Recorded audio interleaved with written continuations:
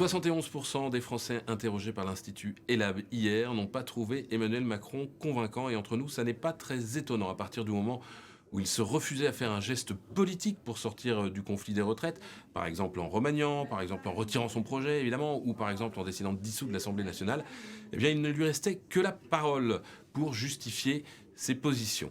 Du coup, il a rappelé les enjeux, la nécessité de la réforme. Il a d'ailleurs plutôt bien fait, mieux fait que tout ce qu'on a entendu depuis 2 mois, mais il est resté campé sur sa position.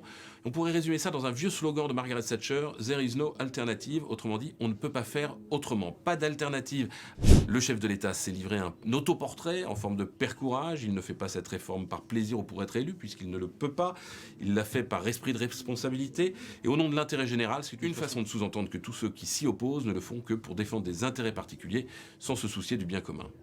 Les syndicats et l'opposition l'ont trouvé méprisant, c'est un trait d'image souvent associé à la personnalité du président. Il n'a pas corrigé cette image hier. Il faut dire qu'il a aussi ouvert la boîte à gifles hier, Il s'en est pris à ses opposants qui n'ont rien proposé, qui ne l'ont pas concurrencé sur le terrain de la responsabilité, ça c'est son expression. Il s'en est pris à ses prédécesseurs, accusés d'avoir caché la poussière sous le tapis, ce qui est faux. Factuellement, Jacques Chirac avait fait une réforme des retraites, Nicolas Sarkozy aussi, François Hollande aussi. Et il s'en est pris aux jeunes qui brûlent des poubelles et du mobilier urbain le soir dans les rues, en les qualifiant de factieux et en les comparant même aux Trumpistes qui avaient voulu prendre d'assaut le Capitole, ce qui est évidemment excessif.